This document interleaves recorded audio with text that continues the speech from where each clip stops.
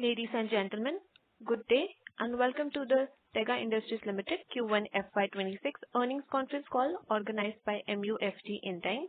As a reminder, all participant lines will be in the listen-only mode and there will be an opportunity for you to ask questions after the presentation concludes. Should you need assistance during the conference call, please signal an operator by pressing star and then 0 on your touchtone phone. Please note that this conference is being recorded. I now hand the conference over to Mr. Bhavya Shah. Thank you and over to you, sir. Thank you, Nidhi. Good evening and welcome to Q1 FY26 earnings conference call of Tega Industries Limited. Today on the call, we have with us Mr. Mehul Mohanka, Managing Director and Group CEO, Mr. Sharad Kumar Khaitan, Chief Financial Officer, and Mr. Pratik Roy, Product Management, Global Sales and Marketing. Before we proceed with this call, I would like to give a small disclaimer that this call may contain forward-looking statements which are based on beliefs, opinion, and expectation of the company as of date.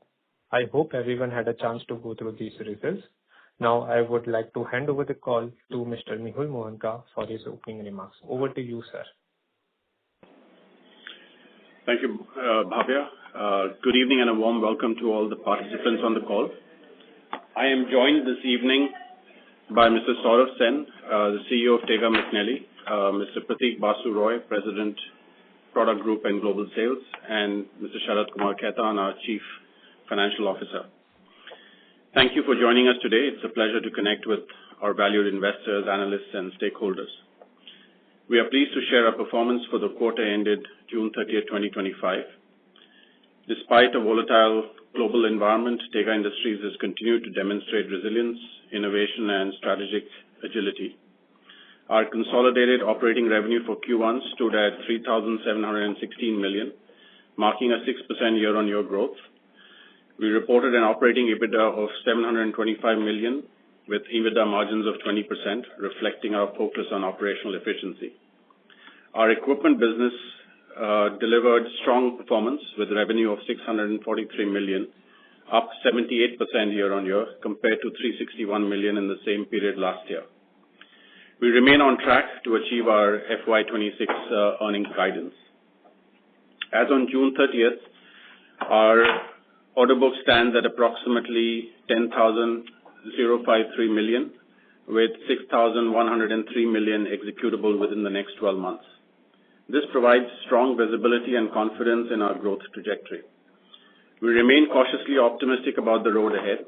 While macroeconomic uncertainties persist, our diversified portfolio, strong balance sheet, and customer-centric approach position us well to navigate challenges and seize emerging opportunities across global markets.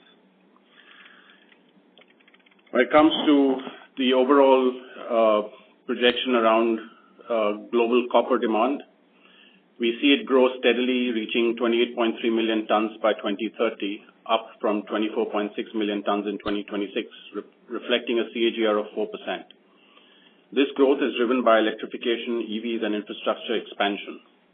Copper is increasingly viewed as a strategic resource essential to the energy transition.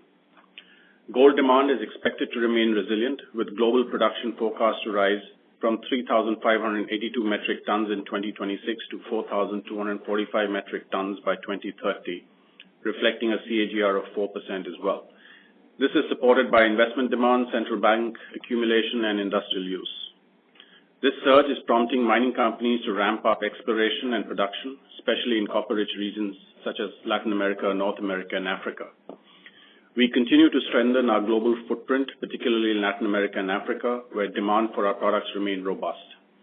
Our Chile operations are scaling well, and we are actively investing in capacity and talent to support long-term growth.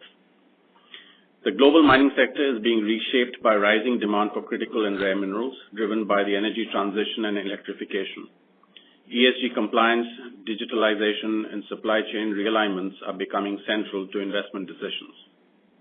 Additionally, recent U.S. tariff adjustments shall have a similar impact on competition. Hence, Tega shall remain and maintain its competitive edge in U.S.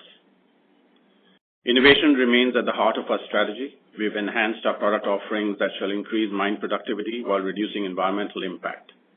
Sustainability is embedded across our operations, from energy-efficient manufacturing to product design, ensuring long-term value creation for our stakeholders and the planet. I want to thank our employees for their unwavering commitment, our customers for their trust, and you, our investors, for your continued support. We are committed to delivering sustainable value and transparent communication. Now I would like to hand over to Sharad, who will take you through the financial performance of the company. Thank you. Thank you, Mehul. A very warm welcome to everyone, and thank you for joining the earnings call for Q1 of FY26 performance and results. The total group revenues for Q1 FY26 stood at 3,716 million, with an EBITDA of 725 million, that is EBITDA margins of approximately 20%. The group revenues for same period last year, that is Q1 of FY25, was at 3,516 million with an EBITDA of 771 million. During the current quarter under reporting, the consumable business segment and the equipment business segment contributed 82% and 18% of the group's revenue from operations respectively. The revenue from operations of the consumable business reported revenues of 2,940 million in Q1 of FY26 versus rupees 3,046 million in same period last year. While we have witnessed some disruptions due to global economic and political development, account wars, logistics, supply chain disruptions, sanctions, tariffs, etc., overall business is unaffected and the sales funnel remains robust for us. The revenue from operations of the equipment business witnessed a significant increase of rupees 283 million or 78% with Q1 FY26 revenues at 643 million as against rupees 360 million reported in same period last year. We have maintained healthy gross margins of 59% at the group level in line with the same period last year in spite of raw material volatility, global uncertainties and a higher share of the equipment segment.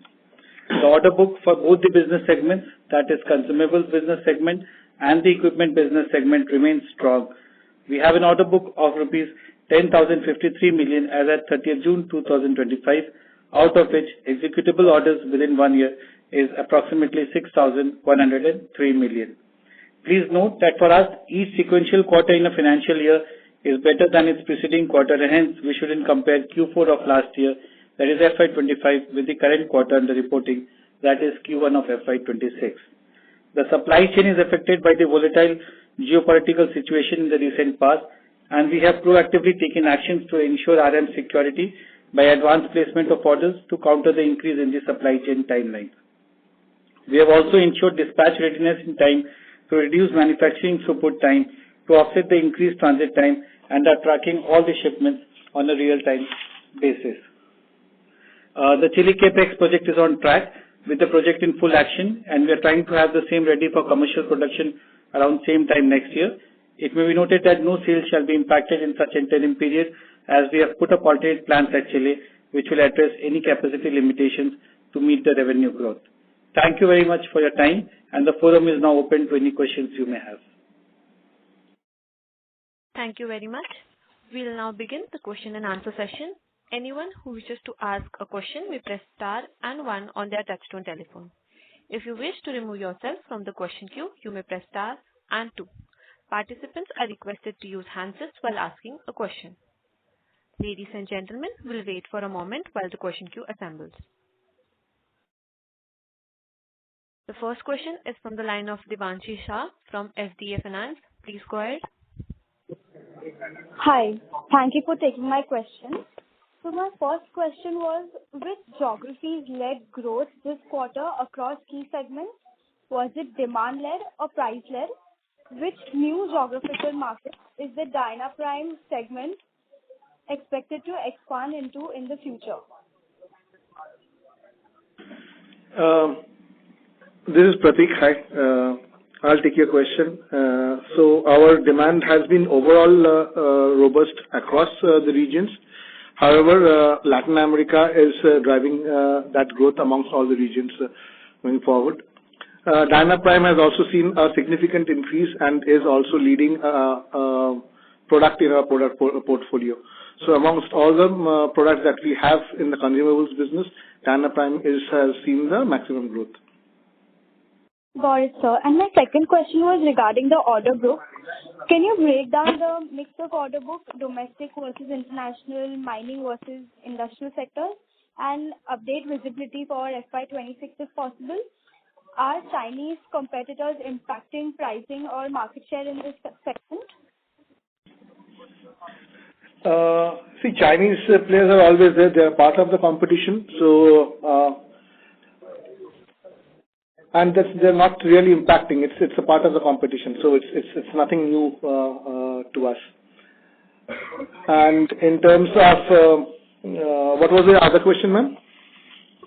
Can you break down the mix of order book, domestic versus international, and mining versus industrial sectors? In the consumables, approximately 90% is outside India, and domestic we have around 10%. Yeah, more or less. Yeah. Got it, sir. Thank you. Thank you. The next question is on the line of Hitesh Agarwal from PL Capital. Please go ahead. So thank you for the opportunity. I have a couple of questions. So with the global energy transition driving the higher demand for minerals like copper, lithium, and rare earths, how is Tega positioning itself to benefit from the increased mining activity and investment in mineral processing infrastructure? Yeah, so as we said that, part of the copper improvement in production is led by consumption in the energy sector and the EV and other allied sectors. For us, as you know, copper and gold together constitute more than 76% of our total revenue. And in terms of mineral processing, we will always see higher volume consumption in both copper and gold. So the question is in relation to copper, we are seeing very strong demand from customers in the copper segment as well to cater to the higher production. Okay, sir, got it. And so my last question is, are you exploring any inorganic growth opportunities such as acquisition in allied technology or services allied with the mineral processing? We regularly provide all the intimation regarding any events, information that have a bearing on the operation or performance of the company. The company does evaluate various strategic opportunities in the ordinary course for growth and expansion of the business. At this stage, there is no material information or event that requires disclosure under the SEBI laws, and the company will make appropriate disclosures in compliance with applicable laws as and when required. Okay, got it. That's all. Thank you. Thanks. Thank you.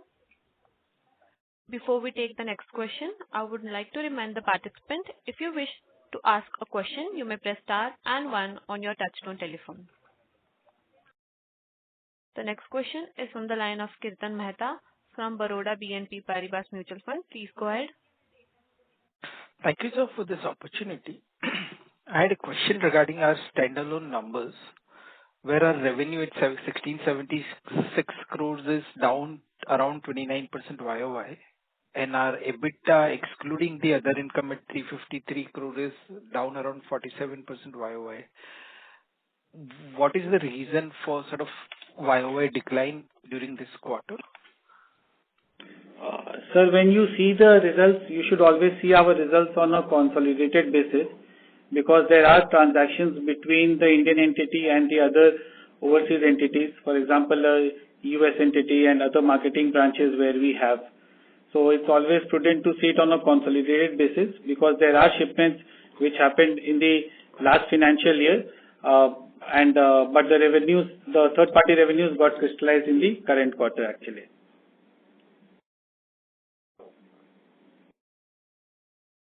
Right. So, and in terms of sort of the decline in the consolidated result, where again the EBITDA excluding the other income will work out at 556 crore and was down 13%.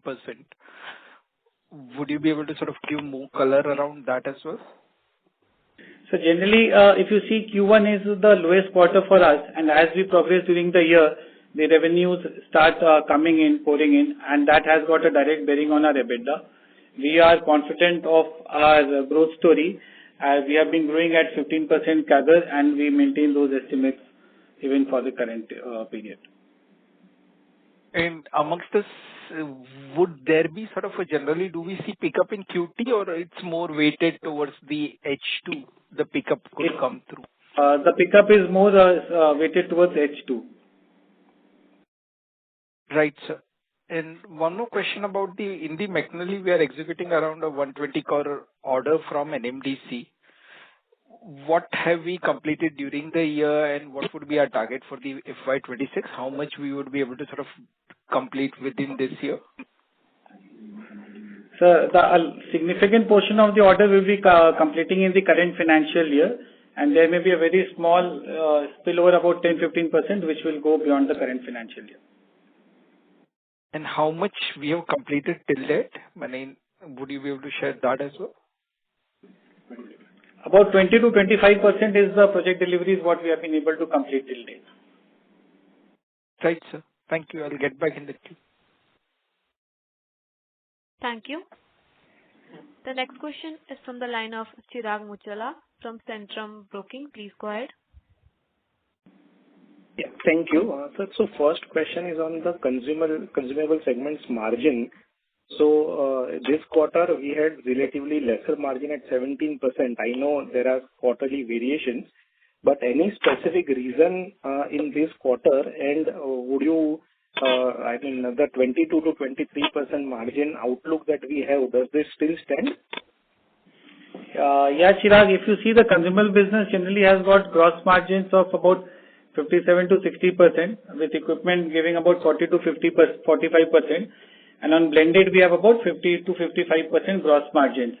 With the sales picking up in the subsequent quarters, that exactly flows into the EBITDA margins, and we shall maintain our growth EBITDA margins of about 22-23% in the consumable segment, and in the range of 12 to 13% for the equipment, so that at a blended level, we have around 21-22% of EBITDA margins. Okay, that's heartening to hear, sir. Another question is actually on our Europe order. So there are two parts. So firstly, how is that execution moving? And secondly, that Europe orders execution had started in January 2024. So it has been around 1.5 years since then. So any large value order that we are scouting for that, they can come up for ordering and that we can win in near term for FY26 or 27, are there any such tender possibilities? So again, Pratik here. So we have got inquiries on various tenders, but we do not obviously speculate on those. We'll keep you posted as and when they materialize. Okay, sure. And lastly, on the equipment segment, so just to clarify, so as we would eventually take this equipment inquiries global to our global customer base, so is there any approval process, etc., involved in this? And if yes, then at what stage we are for getting those approvals?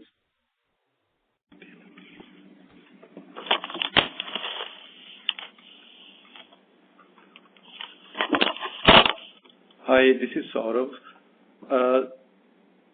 So, our main focus would be to consolidate ourselves in the domestic market first. And so once we build a foundation, we always like to look forward and leverage Tega's global footprint. And I think we have to cross the bridge when it comes. So rather, we probably would be able to give you more clarity on this, whether approvals are required or not, in future date. But that is always will remain our ambition once we have done our bit in the domestic sector. Okay.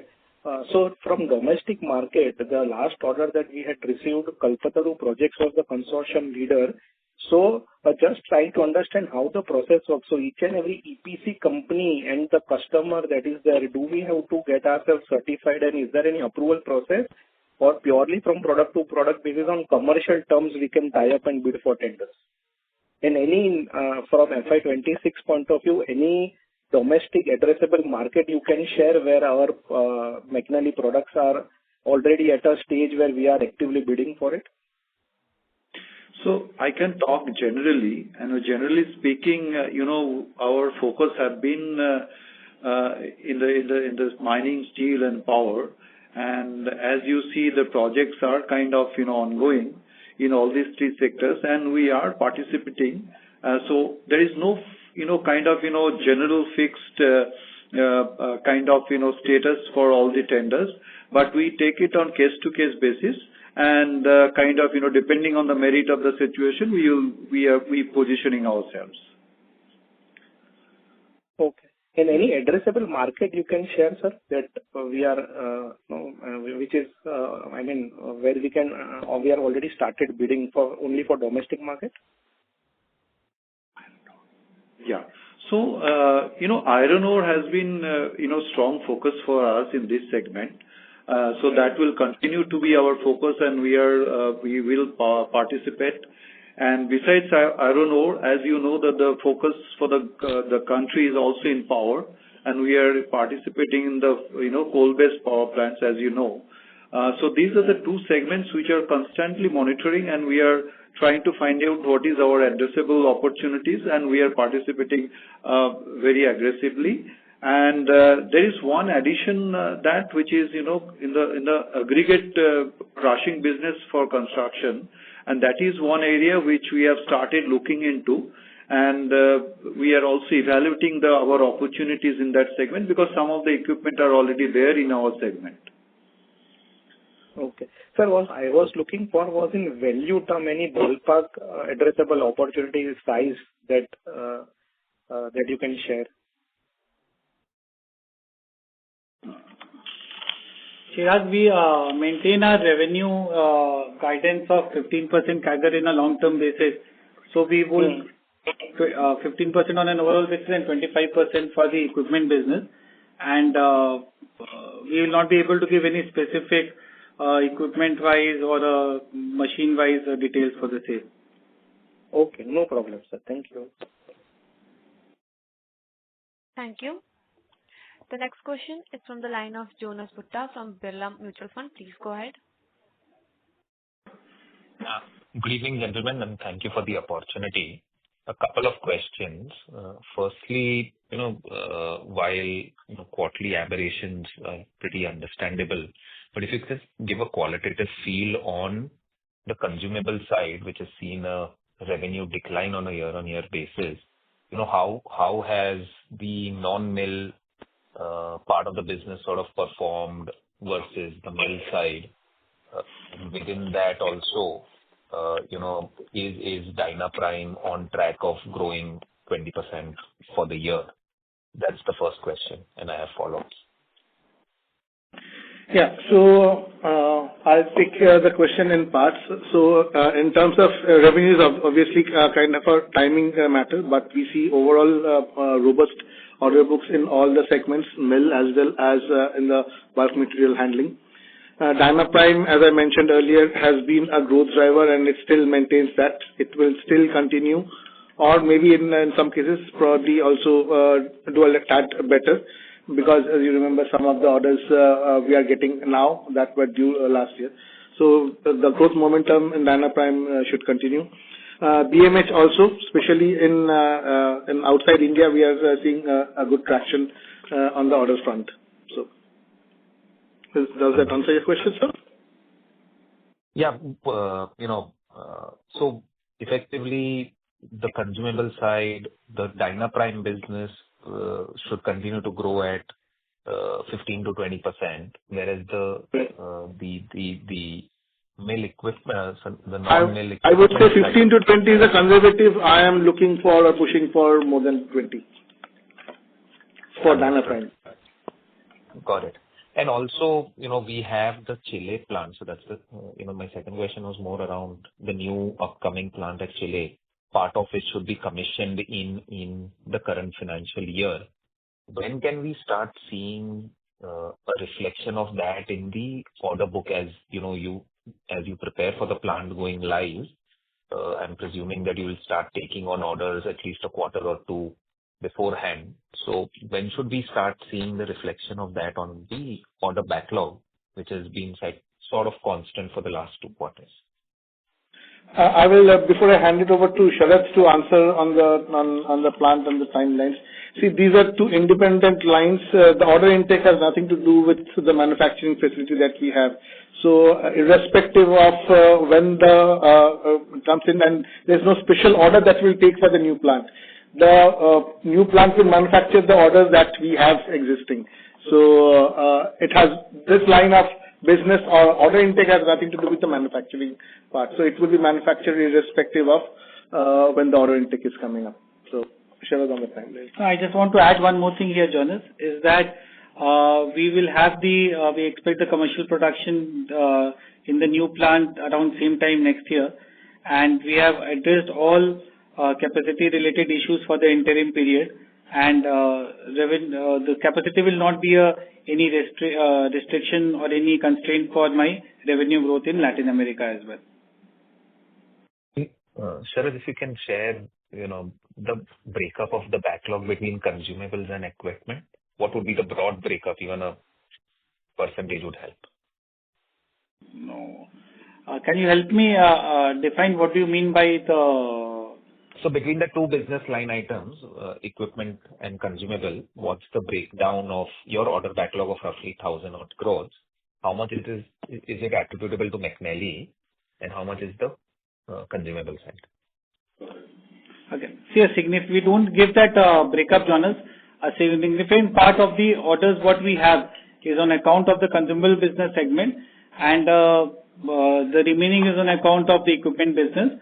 What we can assure you at this juncture is that we shall be able to maintain our 15% CAGR growth rate, and that is how we intend to go at a group level, and we will be able to grow McNally by more than about 25% coming in the going future.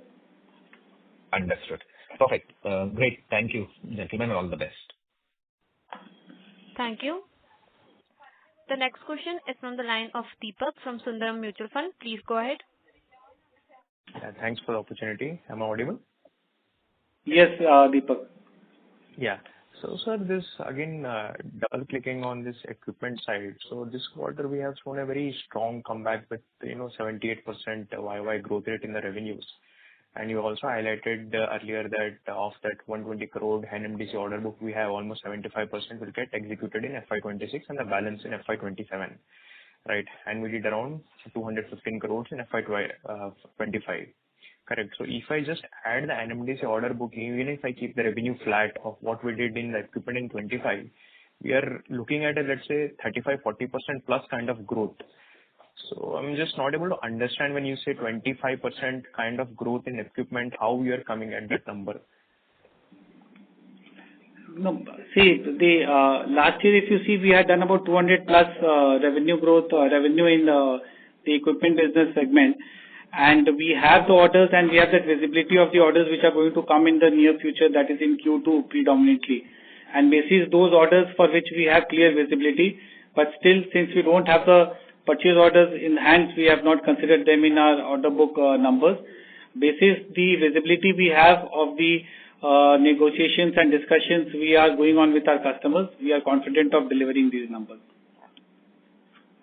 Okay. Thank you, sir. Thank you. The next question is from the line of Sandeep Jain from Baroda BNP Paribas Mutual Fund. Please go ahead. Yeah, thanks for taking my question. Most of the question has been answered. Just one thing. As we see the consumable revenue is around 294 crores for this quarter.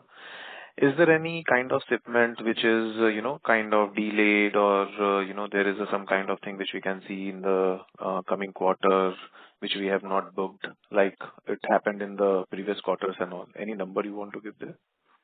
Sandeep, there have been certain shipments which have been pushed in Q2. Will not be able to give you the exact numbers, but there are deferments even in the current quarter. So there was some kind of deferment in, I believe, if I remember it correctly, somewhere around in the fourth quarter also.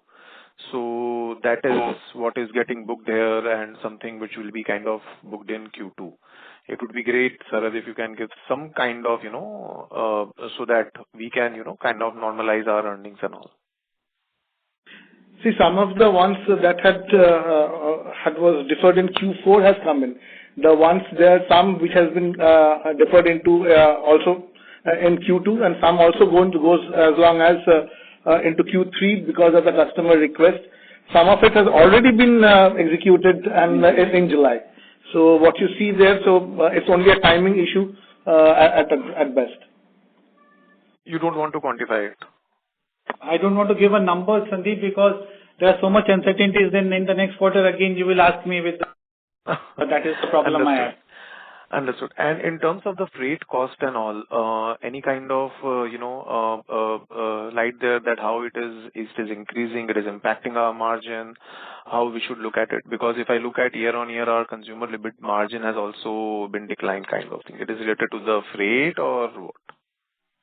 No. Freight costs have been smoothing out over a period of time, and we do pass on the freight cost with a quarter time lag to our customers. Supply chain disruptions are there, certain challenges are there, but then we are trying to work as closely with our customers and the shipping lines to ensure that we meet on the timelines, both on raw material procurement as well as on our shipments. Okay, so no impact of the freight cost in this quarter's EBIT margin? No, a very small number, but not significant. So if I look at it as decline somewhere around year-on-year 430 basis point, I know it's a seasonal business, nothing to compare. You should compare on a rolling 2-3 quarter basis kind of thing. But any kind of material negative which we can see in this EBIT margin, which you think it will reverse in the coming quarters and all? It's all about operating leverage. The moment I have my revenues picking up in the subsequent quarter, we will see those EBITDA margins and the EBIT margins. That's fine. That's fine. Yes, indeed. Thank you, sir. Thank you, team. Thank you. The next question is from the line of Ranjit Sivaram from Mahindra Manulife Mutual Fund. Please go ahead. Yeah. Hi, sir. I just wanted to understand that globally when we see we were having hard competition from Metso. Now that FLSmidth has done some acquisition and they are also getting aggressive and they are also started to give contract manufacturing for composites for some other Indian companies by which they are also trying to reduce their cost. So in that scenario, do you see a challenge to our market share or our market share growth? Hi, this is Mehul. No, we don't see any impact in terms of competition. I mean, FLSmidth is a competitor for sure, but they are fairly new in this business. Our business is critical to operate consumables, so people have to have substantial reference and history and legacy to be able to establish themselves in this market. So it's not very easy for someone, whether it be FLSmidth or anyone else tomorrow, to be able to just enter the market and start disruptions in terms of market share. So we are aware. We do watch competition very carefully. There are larger players than FLSmidth in this business as well. We in Tega have been, very accustomed to dealing with competition on a year-to-year basis. In our entire 50-year history, we've seen many competitors, and our business still remains very sustainable in spite of competition in the market. Okay. And sir, thanks for that explanation.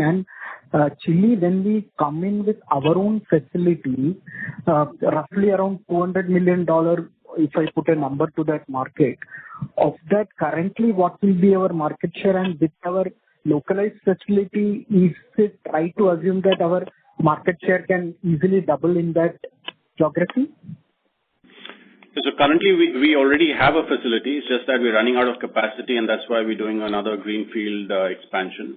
And as we've explained in the previous earnings calls. So yes, the market is larger, slightly larger than where you put it at. It's close to about $350 million in Latin America. And this additional capacity that we will have through the new project will help us add incrementally another 1,000 crores of top-line revenue to our business when it goes fully online at 100% capacity utilization. Okay. Okay, sir. Thanks and all the best. Pleasure. Thank you. Thank you. The next question is from the line of Abhishek Agarwal from Prithvi Finmart Private Limited. Please go ahead. Hello.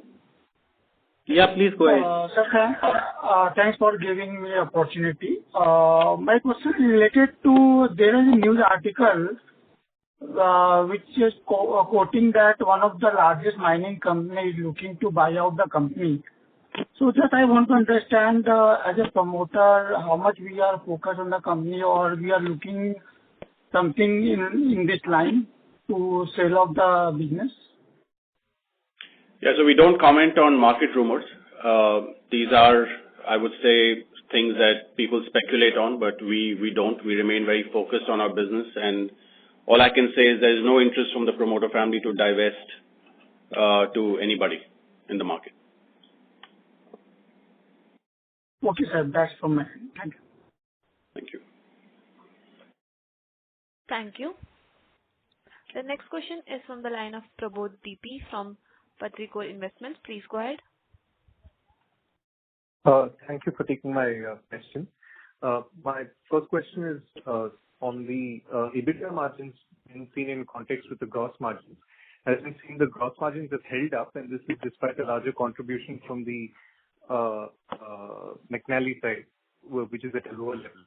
So when we look at the EBITDA margins, and we've seen it in previous years where there's a build-up quarter-over-quarter, I just wanted to get an operational sense on what are these expenses that get built up over the year as we execute our orders? See, the gross margins is a direct function of the sales and the raw material cost for that particular period. But when we compute the EBITDA margins, you have got fixed overheads, salary expenses, and all of that comes in the below the gross margins to derive the EBITDA. Now the fixed overheads remain constant even in a Q1 versus a Q2, for example.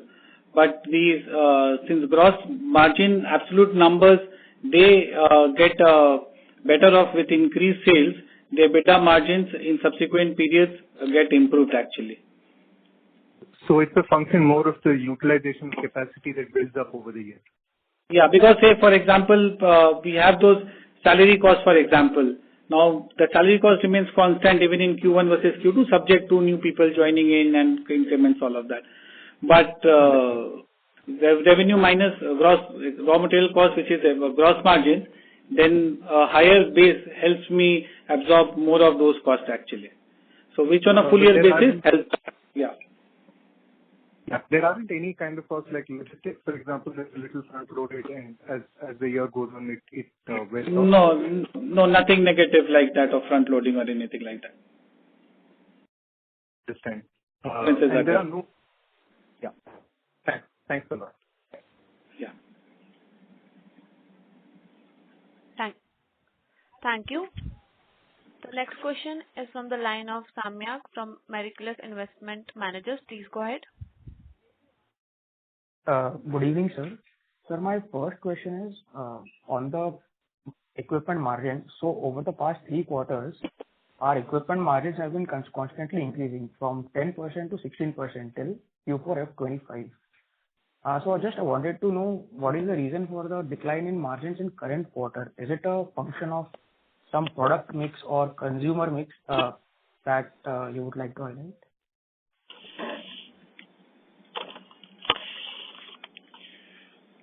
I think one thing what we have kind of, put our fingers on is the gross margin is slightly down because of change in sales mix.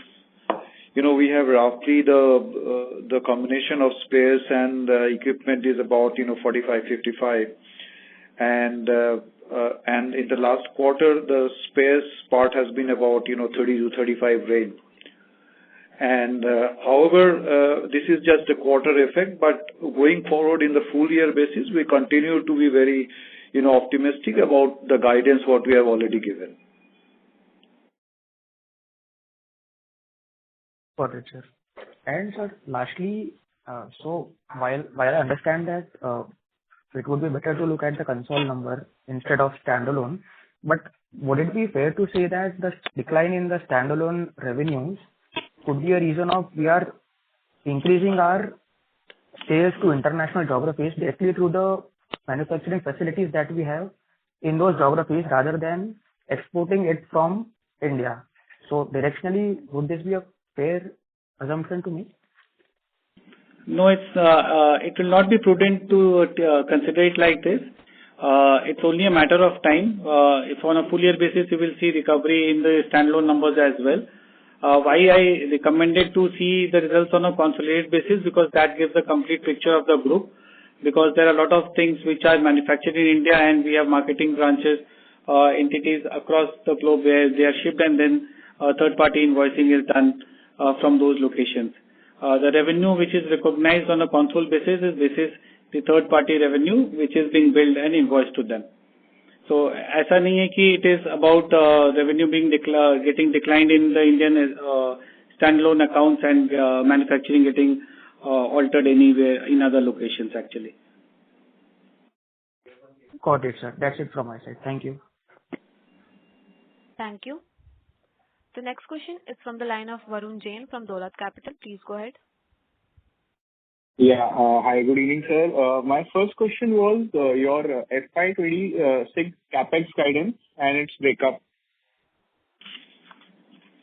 See, we have got the Chile CapEx plan which is there. We have got certain CapEx proposals for the Dahej plant which we had updated last time as well. We have incremental CapEx for McNally as well. So on an overall basis, if you see, the Chile CapEx will be close to about $30 million. The Dahej CapEx is about 30 CR in INR terms, and another 20-25 CR is what we have committed for McNally, as and when those CapEx requirements are there.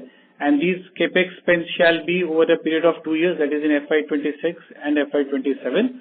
Apart from these, we have maintenance CapEx of about 50 CR on an annualized basis at a group level. So of the three CapEx you mentioned of Chile, Dahej and McNally, we can say roughly half will be this year because it's over 2 years? Yeah, a little more than half shall be in the current year itself. Okay. And my second question was, what percentage of your revenue is from the US? Because earlier the company has always taken this line that, you know, if US imposes tariffs, all the suppliers will be hit equally. But that is not the case, right? Because our competitors don't have their manufacturing in India. Now, Trump is threatening that the tariffs on India could be substantially higher than some of the other places. So, what is our exposure to that? So we are also keeping a close watch on what's happening there, because now it's August 8th. We will find out more about it. However, having said that, we have manufacturing locations across the globe, also in Chile, where it's not so much impacted. Nonetheless, our exports to mainland USA from India is around less than 2%. So the impact will not be substantial at a group level, even if that happens. We have also the option of manufacturing it from other locations as well. So the impact is really negligible as of now. So less than 2% of total revenue is to the US? From India. Yes. Okay, from India. And overall of the overall revenue of the company, how much is to the US? 4 to 5%. Okay. Got it, sir. Okay. Thank you and all the best. Thank you. Thank you. As there are no further questions, I would now like to hand the conference over to the management for closing comments. Yeah. Thank you once again for taking out your time and coming to our investor call. We will keep you posted of any subsequent developments. Happy to interact and take any subsequent questions you have. You can reach out to our investor department and we will be happy to address the same. Thank you so much. Thank you. On behalf of Tega Industries Limited, that concludes this conference. Thank you for joining us, and you may now disconnect your lines. If you found this video helpful, please like, share and subscribe to Concall India for latest upcoming Concall.